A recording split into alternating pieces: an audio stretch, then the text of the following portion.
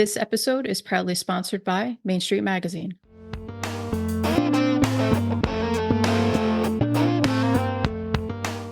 Mary, welcome to our first episode of 2025. Lauren, I can't even believe we're in year 4 of this adventure we call Main Street Moxie. I love it. I'm so excited. I'm happy to be here. And I think happiness is the key word here, isn't it? It is. So we've been kind of playing around with how happiness plays into Moxie and about cultivating well-being. And some of our guests have really tapped into it. And then I started thinking, this is an area of expertise that I have. I've taught classes. It's part of my approach as a life design and career coach. And it's something that I've been educating myself about every opportunity that I get. And so I thought it would be nice for me to share some of the things that I've learned over the years with you and with our audience. So, Mary, welcome as our first guest of 2025. I know, this is a little surreal to be host and guest at the same time, but we're used to multitasking. Definitely, definitely. And I think, 2025 is the year of happiness. I think, everyone can cultivate a little bit of it more in their lives. So I think everyone can learn something or view things differently and just like, hey, let's all be happy together. I hope to give people the tools to cultivate some increased feelings of happiness and well-being and view happiness maybe in a little different way of less than a feeling and more of something that you do. So okay. Let's get to it. Let's do it.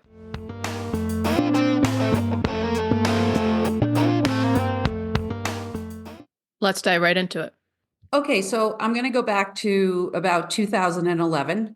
I was teaching at Western Connecticut State University in the Philosophy and Humanistic Studies department. My PhD is in philosophy. And even back then, I was noticing kind of lower levels of well-being with students, higher levels of anxiety, less feelings of empowerment over future. And I thought, how can what I teach help with those feelings? Right. And so I designed a philosophy of happiness course, which was interdisciplinary. It was philosophy, psychology, neuroscience, spirituality.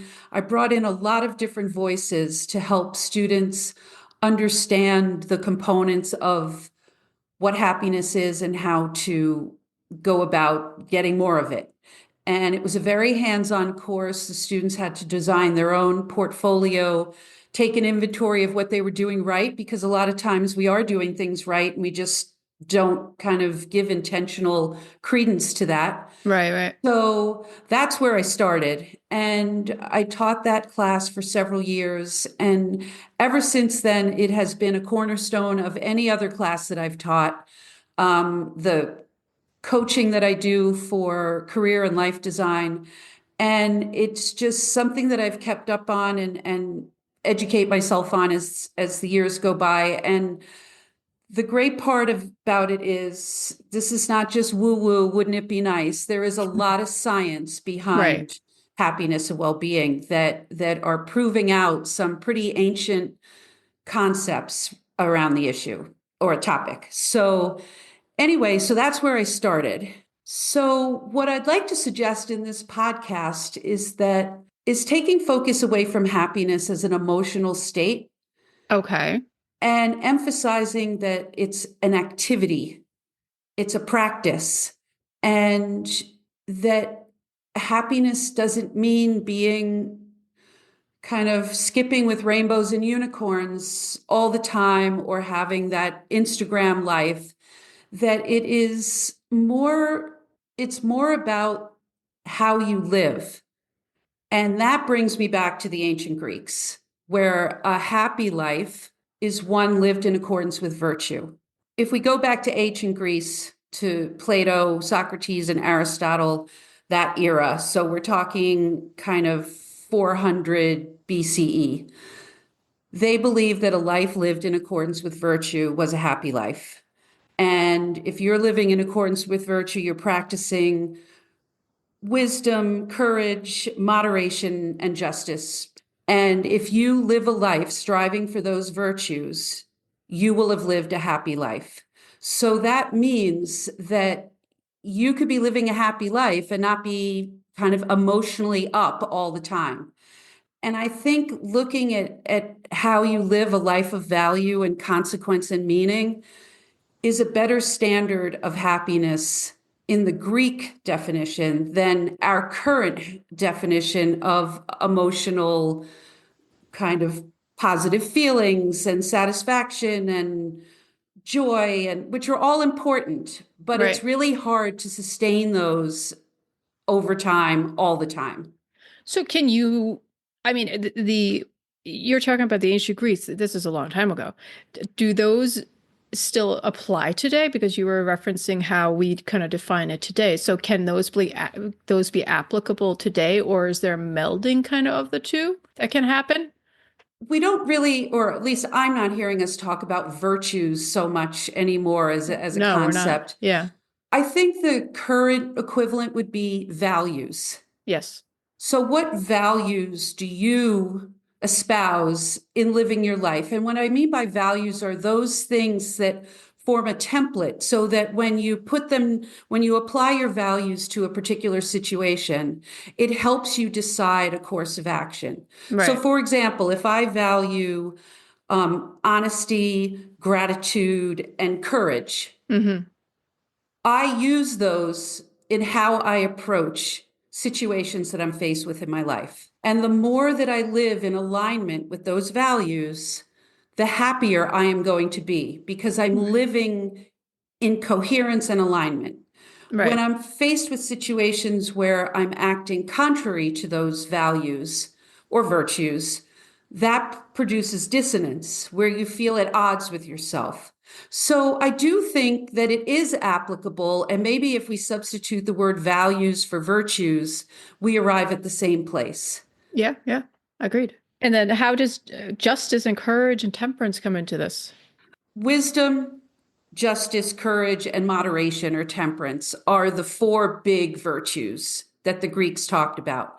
Out of all of those, prudence or practical wisdom is the one that ties it all together. So, practical wisdom is understanding which virtue to apply when, to whom, and to what degree. Okay. So that you can only do through experience. And Aristotle was very big on this. I mean, he really talked about this a lot, that practical wisdom is like the crowning virtue. And you can only do that through experience and making mistakes and failing So and that's trying it okay. again. And that's okay. And that in different situations, different virtues will be more important than in other ones. So you're kind of learning when and how to apply the virtues or values that are important to you. So I think that if we look at happiness more of an activity of living Hmm. into Hmm. values, Hmm. that even though we might experience frustration and sadness and failure, we are actually flourishing. And if we Right. define happiness as flourishing, we end up in a very different place than feeling like I've got a big smile on my face and I'm posing for this picture in Instagram or I'm having a great time with my friends like and then it's over. And it's Right. really hard to keep manufacturing that emotion over and over again, defined like that. Right. So you're saying for those, and this is I feel like happening more and more, the keeping up with the Joneses, that you see that with social media being in your face and everyone's highlight reel. So is it a matter of being then more accountable for your own and being conscious and taking responsibility for your own happiness then with that isn't real life all the time and that's okay too. I think we can become very caught up with extrinsic factors, external Right. factors, material factors in our life. I don't know whether that's a byproduct of a system of capitalism where acquiring more and more is kind of part of it, but it doesn't lead to feeling fulfilled and happy. Right. More and more stuff only means you need more and more stuff. Having happiness be a performative emotion doesn't really help us. So what does make us happy? Well, a life lived in alignment with experiences that are meaningful. Experiences over things every single time will bring happiness, will bring feelings of well-being. So how do you teach that to your students? What are some of the steps to attain this? And I feel like there's a lot of self-accountability involved, correct? And there might be some hard truths, but at the end of the day, that's, I think, a good thing in a way, because then you're really taking stock of what's actual. And then from there you can move forward. Is that how you kind of approach it? Yeah, so the way I like to think about it is that first we have to define our terms. Mm-hmm. So getting clear on what we mean by happiness and what we don't mean is important. And then understanding the components of what make up a life of flourishing and thriving and happiness in terms of living in alignment with your values and your purpose, why you're here on this earth and what you're here to do. I think it's important to gain clarity on that and provide people with the understanding of the ingredients of what makes a happy life, Mm-hmm. what can create flourishing, how you can create kind of internal systems to help you live into your values. And I think that's the biggest thing is understanding what happiness is and isn't, and giving them the tools to say, okay, happiness, as you know, it's, I've seen this said a lot, is an inside job. Right. You can't look outside of yourself to find well-being. It has That's to true. Yeah. start within. So how do we create the structures to help people work on themselves? And self-awareness is huge, gaining self-awareness, understanding your emotional kind of makeup and what your trigger points are and where your weaknesses and strengths are is really important in your emotional life. And that is, I mean, that's called emotional intelligence, is understanding, being able to identify emotions in yourself and others, and being able to regulate those emotions, especially if they're afflictive ones like fear and anger and anxiety and frustration. Those are human and natural, but they don't make us feel very good. And we can't eliminate them completely, but we can learn how to deal with them. So that would be the first step, is promoting awareness. So you then kind of set the ground base level for yourself and where you are. A lot of the sounds internal, obviously, but then you mentioned some, and I know I'm going to jump around, but you mentioned some external factors, and we certainly can't control everything in our environment. We can't control other people, their actions, thoughts, or what they say to us. So what you're saying is by being more self-aware and figuring out our own triggers, our own emotions, we can then better react and control our own emotions when it comes to these things that we cannot control. Yeah, and react is such a tricky word, right? Because it sounds triggery. So maybe respond. And one of the biggest ways to help us respond in a more healthy way is to create awareness through mindfulness. I was late to the game in understanding this. I mean, hopefully my students at 18, 19, 20, 21 will be further along the curve than I was at 40. But this mindful awareness creates the space between the trigger, that emotional Mm-hmm. trigger that leads us down a rabbit hole that makes us feel bad, and the response we ultimately give. So if we can create tools of breath work or removing yourself from a situation and going out for a walk for 5 minutes, whatever it is that helps you self-soothe, and then come back and make the response. And that way you're able to choose the response, because your emotions are the first thing to the game. Then reason comes in to interpret. So you need to create the space between the emotional response that you're having, reaction that you're having, and the response that you want to ultimately make. And that requires some self-regulation. I mean, that means picking and choosing when you deal with certain people or situations that are triggering to you. And sometimes you can't choose that. So how do you build in that pause? Excuse me, I have to use the ladies' room for a minute, Right, and right, right. take yourself out. So how do you kind of rehearse what your responses are going to be to give you some time to create the self-awareness and not live in that emotional state. So the breath work is an amazing tool. I mean, that's portable. You carry it with you all the time, Yeah. and it keeps you attached to the current moment. That's is that like the three breaths in, three breaths out type of thing, or is it Yeah. specific to this exercise, or is it just general breath work?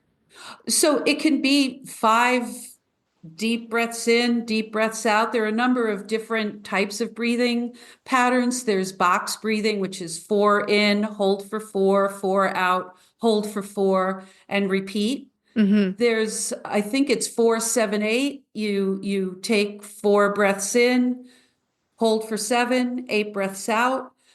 The longer that your exhalation is, that's a calming breath. Mm-hmm, So a mm-hmm, mm-hmm. shorter inhale and a longer exhale create a calming breath. If you want to energize yourself, you're breathing in really deeply. Okay. Okay, so there's different ways of breathing, but I mean the easiest one is just 5 breaths in and out, Mm-hmm. and creating just a little bit of space for you to choose something else. So is the science behind that? Because you said there's a lot more science since you started with Yes. happiness as a subject. So the science of that breath is just a way to self-regulate and calm and give yourself a minute.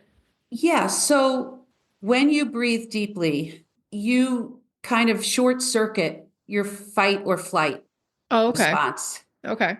And we know what that feels like. It's the shallow Mm-hmm. breathing, it's sweaty palms, it's our butterflies in our stomach, it's getting that, you feel the tension arising. Yeah, get jittery. You get jittery. And I think what the science is showing is that those deep breaths, you can't be stressed in fight or flight and take deep breaths at the same time. Right, right. So that's an immediate way to bring yourself down. Okay. And that, the breath work as a tool, that goes way back. Buddhist philosophy really incorporates that mindful breathing. And so this isn't new. It's just No. science is bearing out the ancient wisdom at this point. So it's digging back over 1,000 years. Now it's bringing it Yeah. forward. Yes. Yes. So Absolutely. is that, and you mentioned this, you just said mindfulness. Does this relate directly to mindfulness and I know you mentioned that as one of the things that you work with in regards to this overarching theme of happiness. So breath work is one, mindfulness another.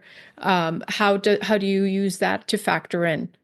The breath is symbolic of the present moment. We're breathing in and out. That's the present. The breath we're going to take in a few seconds, the breath we took a few seconds ago, they don't exist anymore. So if you think of the breath as kind of symbolic or a metaphor for the present moment, it can really help ground you, because we get into patterns of self-recrimination about things. So if I had only done this, or if I had only said that to Mm-hmm, her, if I mm-hmm. had taken a different path. The past resides in our memory. The future that we think about, that we are so sure is going to happen, the faculty that where that resides is the imagination. Right. We could imagine many different scenarios. We may be predisposed to imagine positive scenarios, negative scenarios, all different kinds, but none of them exist. The only moment that exists in consciousness is the present moment. That is the only moment over which we have control to make a choice and do something.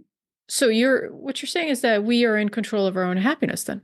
The current research that I've seen breaks your happiness up into a couple of buckets. Okay.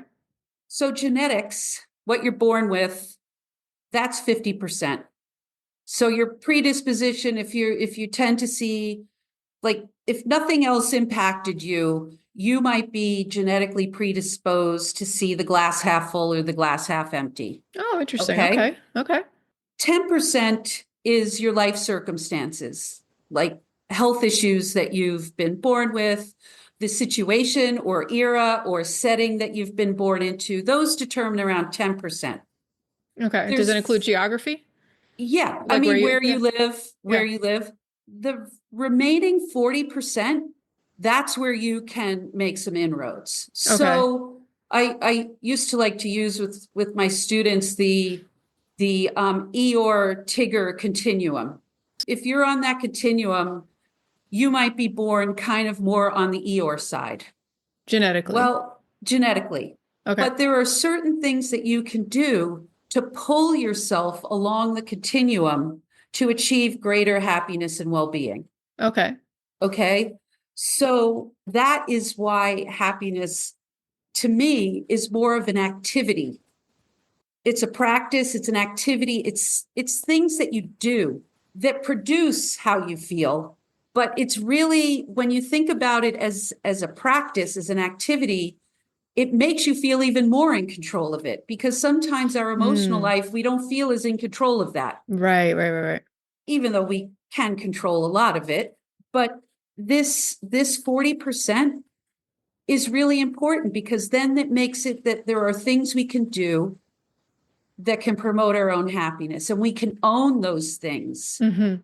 and incorporate them into our lives. So I know what you're going to ask me. I have many questions. I'd love to hear which one you think I'm thinking of. I think you're going to ask me, what are those things? Yeah, that's what I'm like. All right, if I'm an Eeyore, if I'm, or if on the continuum, you had told me the other day that because this is the first time I heard about the continuum, that poo is the middle. So can I be like halfway between Eeyore and poo genetically? What are some of the things that I can do then to move on the other side of poo towards Tigger? Okay, well, mindfulness, of course. I mean, across the board, mindfulness. And mindfulness is nothing more than paying attention to the current moment without judgment and with self-compassion. Okay, okay, that's hard for a lot of people. Well, yes, that's why it's a practice. Yeah, it's super Okay, hard. I yeah. mean, just because I'm sitting here talking about this doesn't mean I'm a pro at any of it. Wait, I'm, what? yeah, well, yeah, you've seen me at my worst, you know. Yeah, yeah. Um, Well, we all have those days. yeah, so when you're in a situation, pay attention to what is happening to you in that moment. So a Okay. mindful activity could be meditation, Hmm. or it could be washing the dishes, paying attention to how the soapy water feels, the sponge against the side of the pot, the sound of the water. It's paying attention, focusing on what is happening, and then not practicing judgment or self-recrimination, like, oh, Mary, you're so sloppy, you missed that big spot on that pan you were washing. You do not judge yourself for losing focus or screwing up in the moment or whatever it Hmm. is. You kind of just let yourself off the hook. You just notice, it's interesting, I missed that spot. I'm feeling a little frustrated right now about Hmm. me being the only one in the kitchen cleaning. Like, notice what is coming up for you in that moment, but not judging you for feeling those things. So you could practice. I know your love being around horses. Yep. So focusing on the smell of the hay, the feeling of the horse's, it's not fur. Coat, Coat. coat. Okay. Listening to the sound of their hooves on the barn floor, and Yeah. just taking in all of what you're experiencing, because then you're not thinking about what you need to make for dinner, or how you didn't handle that situation with your kids really well. You wish you could take a do-over. Mm. You're just living in that moment and squeezing every bit out of it. So you're kind of saying to dial everything back, slow it down, dial it back, and some would say it's the minutia. Who's paying attention to the soap suds on the in the bowl that you're washing? So you're saying just to slow your mind down a little bit and forgive yourself, to give yourself grace. Yeah, and observe what's happening and then let it go. It's interesting. I'm thinking about dinner right now. Let it go. Yeah. It's interesting. I'm thinking about that situation with the kids last night. Let it go. So you don't hold on to any particular thoughts that come and go. They are going to come and go. You let them go. I love the Headspace app. That's a meditation app that that meditation is a form of mindfulness. So that's something that I practice when I'm walking outside in the woods. I try to, at least for a couple of steps every so often, be really focused on what I'm listening and feeling and experiencing in that moment. So mindfulness is very important.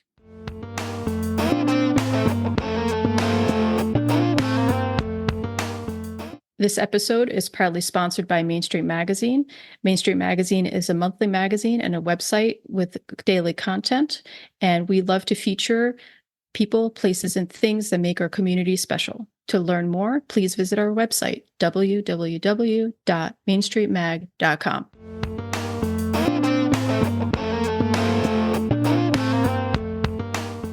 So going back to that 40%, what are some of the things we can do? Time in nature is huge, huge. So this isn't just like some woo-woo stuff. This is actual, you've got science on this? There are studies about how nature really helps calm you down. Mm-hmm. You just feel like you're part of something larger. It regulates you. We are part of nature, and we have created a world in which we don't really feel that attachment. But there's a concept called biophilia, where we are part of the natural world. That's why being in the woods or hearing the sound of the ocean are incredibly calming for us. Okay. Oh, okay. Well, Okay. not if a bear is coming at you, but generally. And so time in nature is critical. Even just looking out the window can promote those same effects. 5 minutes in nature is enough to start us feeling better. So it's not like you have to go on a 10-mile hike. You can Right. just stand on your deck and breathe in and out for a few minutes, and it will have positive impact on you. Altruism, volunteerism are great ways to make yourself feel better. Giving of yourself to another person is really important. There's a big connective tissue there when we help each other. I mean, this area that we live in runs on volunteerism. So It does, yeah. it's a very important part. If you're feeling bad about your life, go and volunteer and help somebody else. And that is a huge way to help you feel better. And volunteer in ways that make sense for you. Being kind to other people is huge. And sometimes feel like we're in really short supply of that right now in this moment. And it's really critical. There was just a World Happiness Report that came out that this year that ranked countries and ranked factors in happiness, and kindness was one of the big ones. Just being nice, letting someone in the lane, holding the door open, picking up something that someone dropped. It doesn't have to be big things. It's small things done consistently over time. So kindness is big. Any kind of social connection. We are in an isolating time. Isolation and loneliness are huge. The last Surgeon General called it an epidemic, or a public health crisis. So feeling connections. There's a longitudinal study out of Harvard that tracked people over 50 years and now is tracking their descendants. Social connections, either loose or tight, like, your family and your friends, but loose ones like little conversations that you have in the coffee shop, talking to someone next to you at a ball game. Those little social interactions have an outsized impact on how we feel about life. So if you're someone who has social anxiety, it doesn't have to be, you don't have to go out and make best friends. Just have a little conversation. Asking someone for help can have a positive impact. Go to an event where you're learning about something new and strike up a little conversation with the person sitting next to you. Those little things are huge. It's all about the increments. We can't go out and do some kind of big thing that's going to make us happier. It is about small increments done regularly. And I think in today's society, that's also very forgotten because everything is so big and over the top. Yes. So our expectation is that it needs to be big or, big or go home. Otherwise Yeah. it's, but what you're saying is you need to scale it back and there's actually the little steps, the tiny steps, the micro steps that are the ones that make the biggest impact and continuation and continual practice of doing those. Yes. Absolutely. There's some other things. Cultivating gratitude. Okay, how do you do that? That's simple. It's simple, but it's hard, right? I mean, Right. and that's one thing where you were talking about moving along from an Eeyore towards a Pooh and a Tigger. Doing a gratitude journal Okay. has shown to carve new neural pathways of seeing things more positively over time. A gratitude journal is super simple and it can Hmm. take whatever form you want. I mean, I think writing, the act of writing is more powerful than typing it, but getting a little book and writing down 3 things that you're grateful for at the end of the day or the beginning of the day. And these don't have to be, world peace. I mean, that would be something to be very thankful for. That would make us But all very happy. yeah, it would make us all very happy. But small things like that awesome cheeseburger that you had for dinner, or that you got yourself out on a 5-minute walk, or you had a little cuddle time with your child on the sofa and read a book.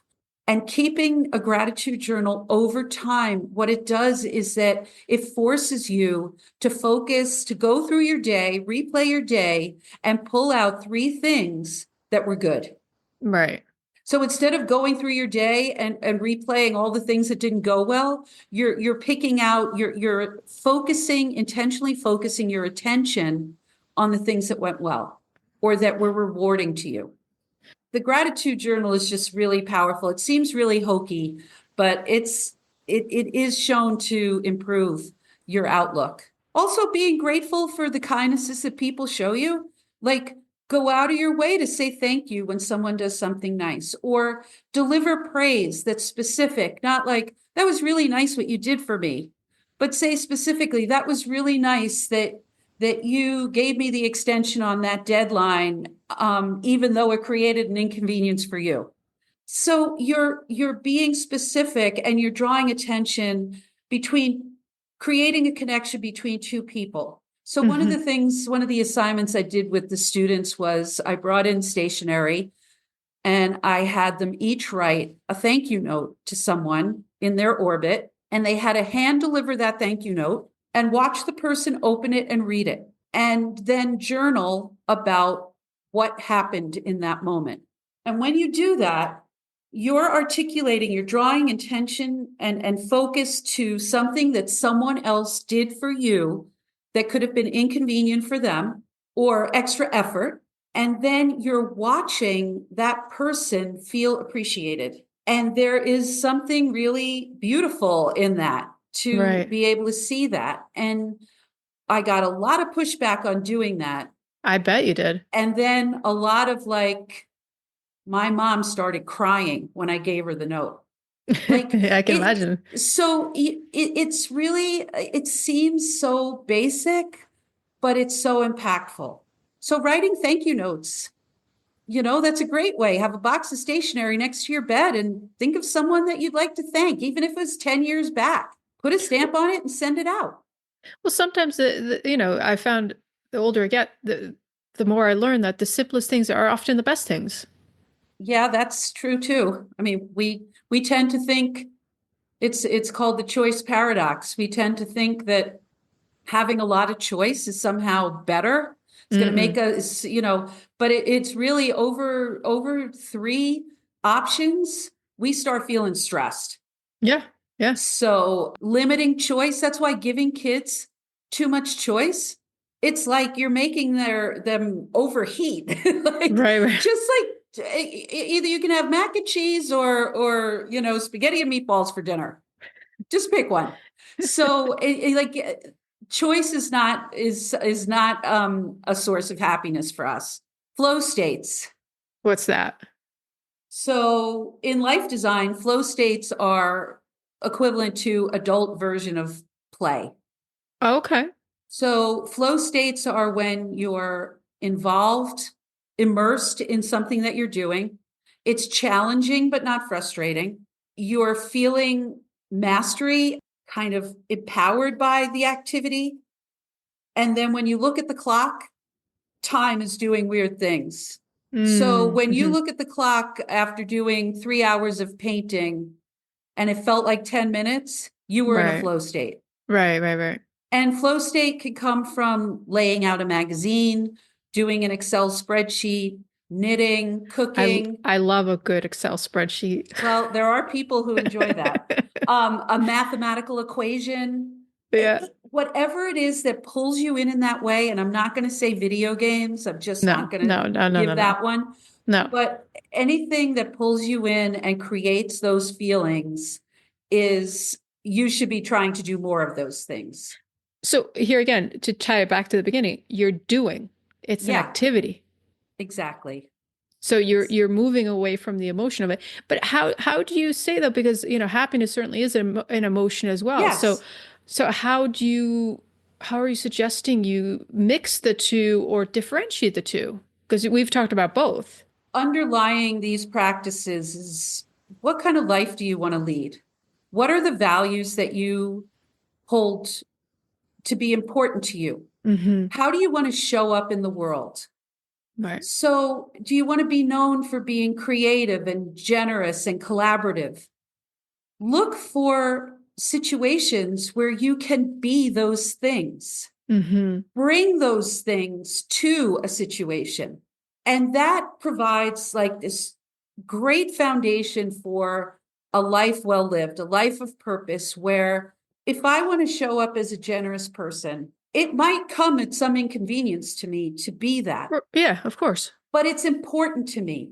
So I'm willing to forgo any short-term emotional happiness, so to speak, to practice my generosity. Okay, so if I want to be a creative person, there's a lot of slogging that goes into creativity too. I mean, you have to put in the hours. That might not feel great all the time. I might go through 10 hours of feeling stifled or uncreative for that 1 hour of creativity, but it's worth it. Right.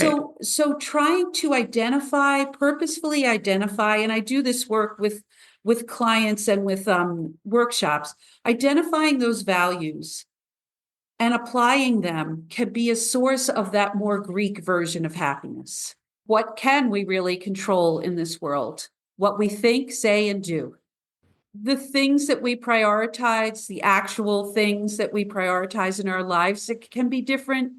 But I do think there is components of happiness that are universal. The gratitude, the kindness, the time in nature, the flow states, all of those things as large concepts apply to all of us.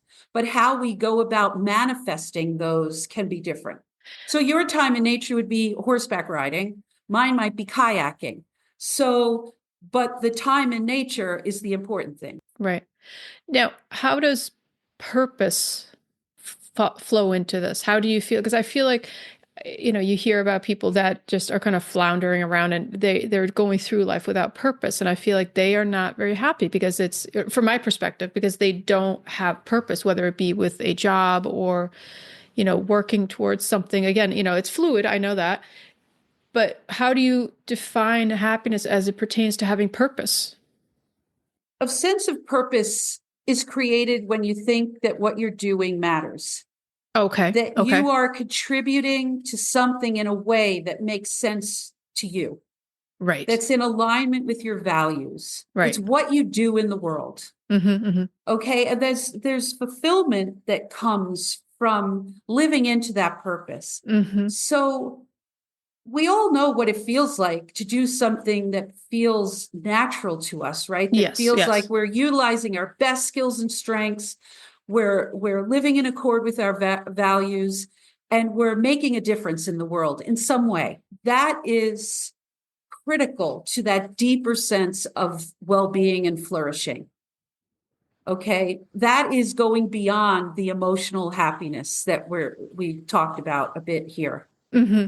So, for example, way back when I was trying out different things in grad school in terms of work. I worked for a community organizing, educating, this was in Chicago, educating communities about school reform and local school councils and that sort of thing. And it had me going door to door, Yeah. talking with people.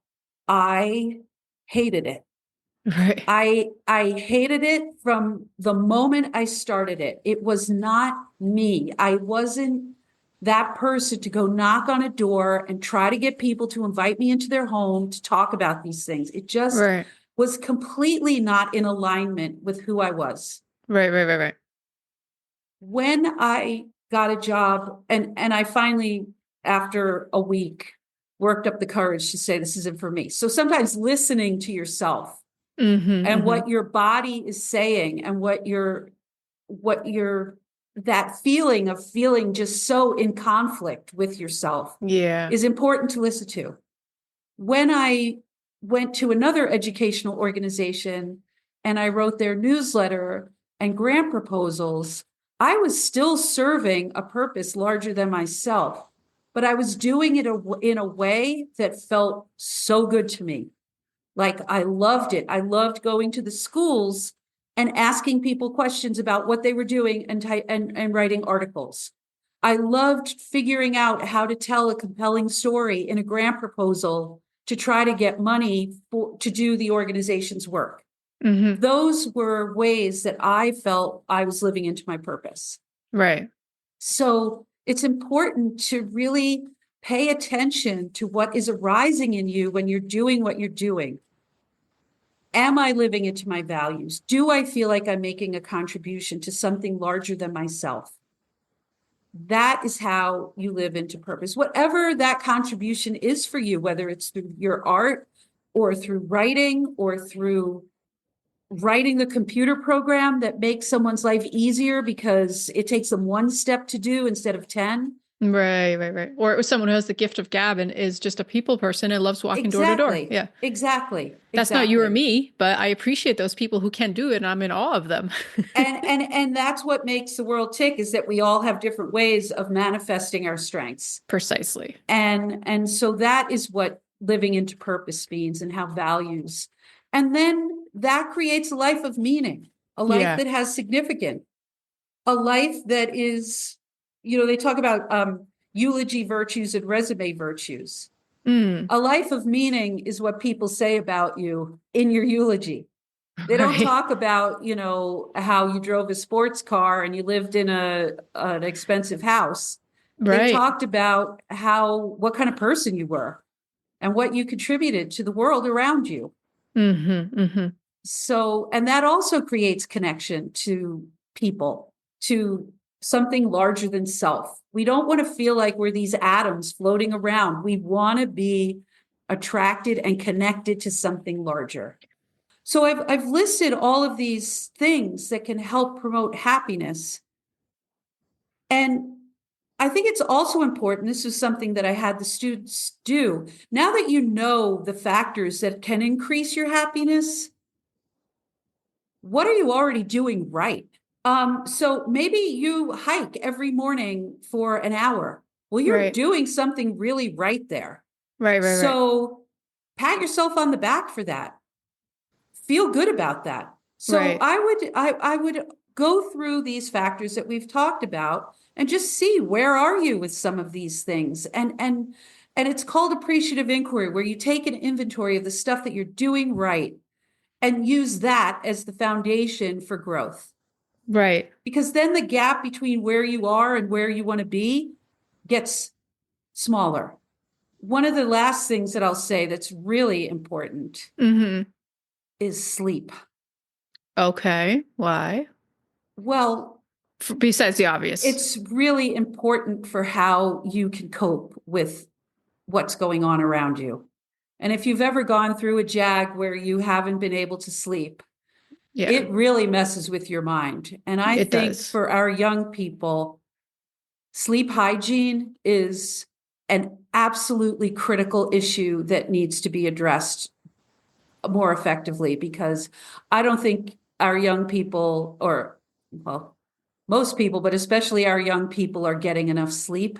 And it Hmm. impacts how they're able to regulate their emotions and how they're able to deal with setbacks and how they cope. And so getting a good night's sleep, if you're doing that, that's a big uptick on your inventory. Right, So right. those are all the things that go into happiness, and all of those measures, and moving from a an Eeyore to a Pooh to a Tigger, those are all important. But beneath all of that is this sense of happiness as an activity, building virtue and building a life of meaning and living into value and purpose. And so when you put those two together, it's a pretty powerful combination. I feel like, especially in today's world, that word hopeful is a lot of people are not feeling it. I'm not getting into politics at all. I'm not getting into the world crises all over. I'm not getting into that. I'm just it's talking about people's how they feel and how do you point that out to them and make them feel hopeful again? I know it's a big question. I'm not asking you to solve the world's problems with it, but but Yeah, with all these things, Thorin, you got to go granular. And mm-hmm. if you're feeling a lack of hope about the world at large, you got to dial it back to your sphere of influence Right. and what gives you hope in your circle. Is it the kindness that you see in your community? Is it watching your children treat each other with respect? Is it modeling relationships that are healthy? What can you look for very close to you that can cultivate a feeling of hope? Because it's really easy to look out and go out a number of rings into our sphere and say, yeah, out there it's looking pretty hopeless. But look at the volunteerism that's in my community that's working to alleviate hunger and homelessness or create affordable housing. You got to look close Mm-hmm. into what's happening near you. The psychological immune system is really interesting. When I learned about that, I was reading a book, Stumbling on Happiness. I think that was the title, by Dan Gilbert. He taught, and this was an aha for me, that when you face situations that are inescapable or severe enough, if you are generally emotionally and mentally healthy, your mind will start triggering an immune response, a psychological immune response. And while you will have that period of time where you're feeling like, say you were going for a big promotion Yeah. and you put everything into it and you didn't get it, you have to allow yourself a period of grieving. I liken it to changing gears in a bicycle. You're going to have that moment where everything's feeling really grindy and not fluid before you kick it up to the next thing. So once you've kind of gotten over the grieving and maybe, like, ate the pint of Haagen-Dazs and figured out how to make yourself feel better by going for a walk and meeting with friends, your mind starts kicking in and finding reasons why it's okay that that didn't happen. Okay. Well, that promotion would have meant that I would have had to work with so and so, and that wouldn't have been that fun. Or I would have had to move to an office in a different city, and I really like where I live. And maybe that now I can look at another opportunity, and your mind just starts figuring out ways to make it okay, what has just happened to you. I find that hugely comforting, knowing that when I have a setback, I'm going to be okay because this psychological immune system is going to kick in and help me get over it. This psychological immune system is something people aren't really aware of, Hmm. or really place trust in it. And Right. we get anxious when things don't go our way, but if we can kind of like land in that immune system, that we are going to make it okay. We are going to shape a present and a future that works for us, even though we didn't get what we think we wanted. So, Mary, it's about that time, but I want to end this first episode of this new season, of this new year, that we're doing a little differently. And I'm not going to ask you the typical question we ask everyone, but instead I want to ask you, so how does Moxie tie into happiness? So I think if you're seeing happiness as an activity, as a pursuit that you're doing, you're doing it within your values and living into purpose, that by default creates Moxie. And you need Moxie to do that because sometimes living into your values is inconvenient Yes. and it's not expedient. Right. And so if you are living into your values authentically and serving something larger than yourself, that requires Moxie and generates Moxie. I think it also takes Moxie to take yourself into account and build that space to make choices so that you can respond instead of react to these emotional stimulus that you're faced with. I think that understanding that you can only control yourself in what you say and think and do, really taking that into account and taking responsibility for that takes Moxie and builds Moxie.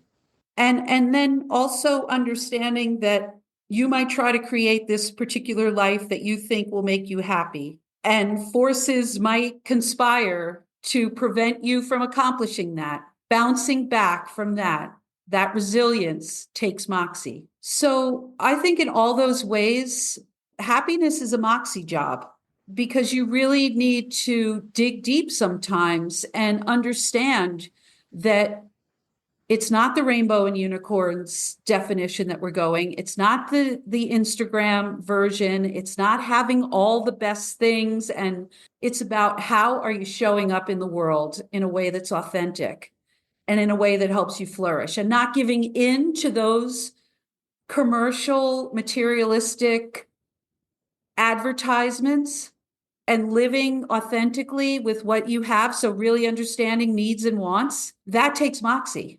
Yeah. Well, the one thing I have learned from you, Mary, and happiness, and has reframed this entire thing for me, is that we can take responsibility for our own happiness. Yes. That we can't just leave it up to life and circumstance, and we can't just leave it up to chance. So I think a lot of people do not realize that they can be in charge, in control of a lot of their own happiness. And I think we find it intimidating. We find a lot of things in life intimidating because we think it's these big things. Right. So I think you put it very well into perspective, and I hope some of our listeners, have taken a lot away like I have, and I'm sure you did too, and you work on these things every day yourself. I know that, but I think this is, I think it's important. I think it's an important time also for everyone to consider taking charge of their own happiness. Absolutely. Amen. Well, thank you, Thorin, for letting me be the guest on your podcast today. Yes, I really enjoyed it. Mary and I enjoyed having you on, Mary. Yeah. And we look forward to the next episode of 2025. It sounds good. See you soon.